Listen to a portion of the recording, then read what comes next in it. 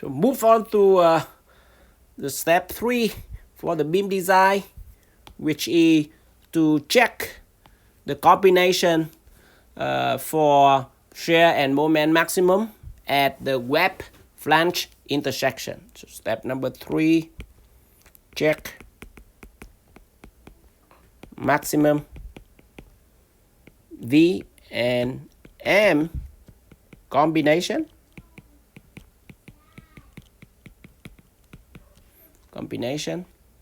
at web flange intersection.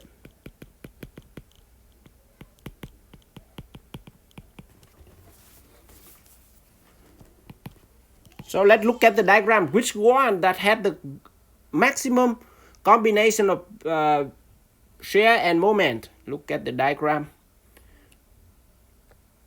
Shear and moment diagram.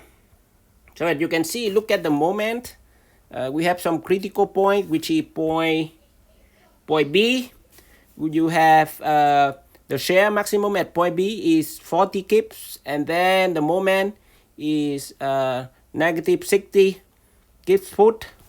And then we have at point the middle here, 4 feet from point C, you have moment is 100, which we already talked in step number 1, and the shear is 0. So as you can see, it's not as critical for the shear at that point. And then we also have the other critical point, which is the point D, and just on the right of point D, we have the moment 80 foot kips, and the shear is negative 40 kips, as you can see there. So that basically between those points, as you can see, the point D, just right to the D, with the moment is 80 kips and 80 foot kips, and then the shear is 40 kips, will be considered the maximum combination of shear and moment. Of course, if a more complicated beam, there may be more critical combination, and then with that step you may need to check several points, not only one point at this beam. That is obvious at point D, that just right of D, we have the maximum combination of shear and moment.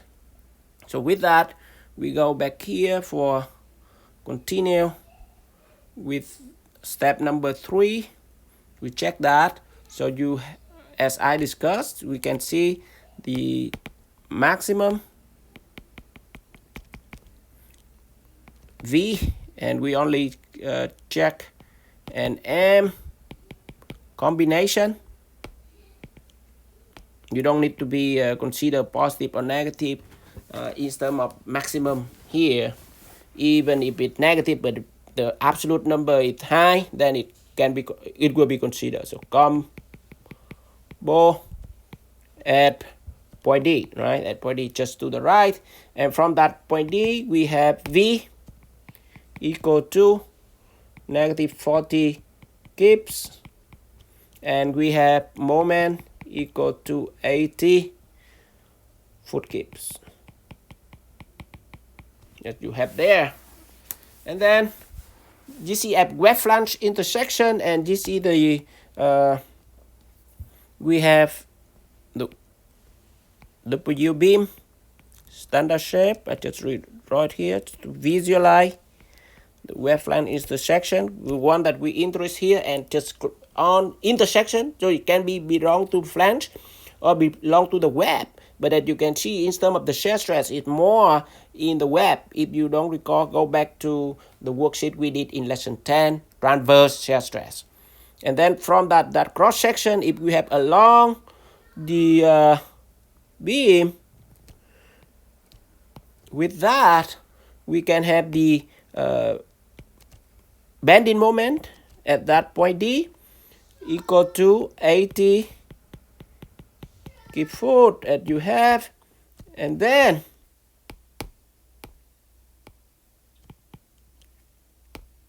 the shear 40 V on, so 40 negative, so it will be 40, and I use the sides based on the side convention of the Morse circle, when it's negative, when it's positive for shear and moment. Go back to the designer side convention in the in shear and moment diagram lesson to check about that, why I draw that one here. So from that we can find out that at the intersection we can have the sigma at that intersection, sigma x equal to my over I, if you recall that equation in pure bending, elastic bending. And that moment we have 80 kip force, change it to inch, so 80 kips inch, so we time 12 kip inch. Y at the intersection, and we already draw the intersection here, y divided by the neutral axis from the neutral axis to the flange intersection. So that is basically the y in our question there. So with that y here, you can see equal to 6.92 minus the thickness of the flange to go to that point. So we have that is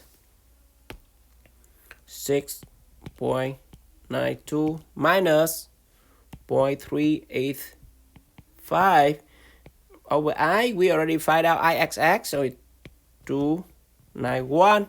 From that one we get sigma equal to 21.6 KSI. So that is the first sigma at the wet flange intersecting at point D. And then we have tau, transverse shear stress at the same point, tau xy, and we have VQ over IT, plug in V40, Q. We already have Q and A, and therefore reason that I separate the two components. As you can see here, the 5.77, that is the web, and then 17.43, this is the flange, and our interest is this point. Our interest is the intersection. So it's only the Q for the flange it matters, because by definition the Q is from the point of interest. We interest at the wet flange intersection. Then the outward area is from the point of interest to the outermost fiber, so that only the flange matters. So the Q in that equation, that step 3, is equal to the Q at the wet flange intersection, 17.43. So that already done in step 2. We can plug down here. That will be Q 17.43 divided by I 291, and then T in this is T web, because that is more critical than it belongs to flange even at the intersection. You see the term that in the worksheet we did in lesson 10, which is transverse shear stress. So from here we can get 887 KSI. So when we have that tool, we can draw the stress block and the Morse circle. Okay, so we have a state of stress, SOS block. You can hear. So what is that? It can be at point D, at that point, we have that, and the sigma x equal to 21.6 positive, so it will be sigma x, and you can see 21.6 KSI. On the other side the same, and then the tau xy equal to 8.87, so that going down, up, make equilibrium, and we don't have sigma y because the beam did only the stress in that x section. So we have that here, tau xy equal to 8.87 KSI. And then we can plot the Morse circle for that one. Plot. Why we need to plot the Mohr circle? Because we apply the maximum shear stress theory that require to determine the principal stresses that I'm going to discuss next. So Mohr circle in this case for x and y, as you can see the x here, which is the sigma, and units is KSI for this problem, and we have tau onto units KSI. Sigma 1, sigma 2, for a few points that we know in this, that is the x plane and y plane, and we can determine the sigma average so that we can locate the radius and the location of the center. Sigma average equal to sigma x plus sigma y over 2, and in this case sigma y equal to 0, so only 21.6 over 2. So we have sigma average equal to 10.78 KSI. And then the radius equal to tau max, and that is square of, this is the stress transformation by the way, sigma y over 2 square plus tau xy square. Plug the number in.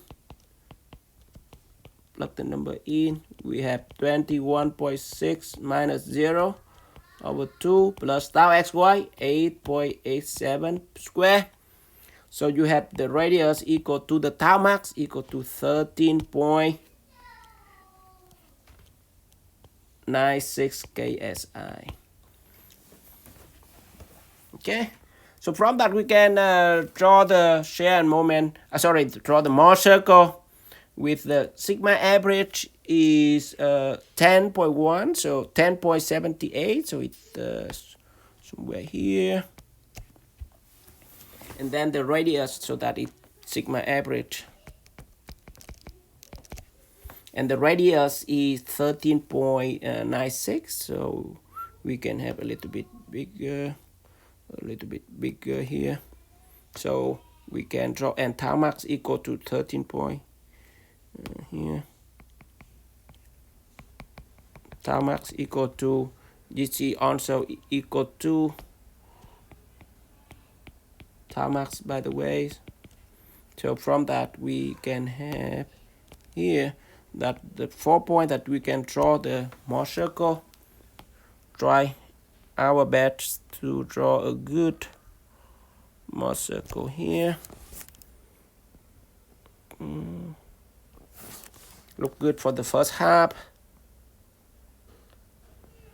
Look good for the third quarter, and hopefully look good for not so good here for the last quarter of the circle. Perfect circle I ever draw on this app. So here we have tau max.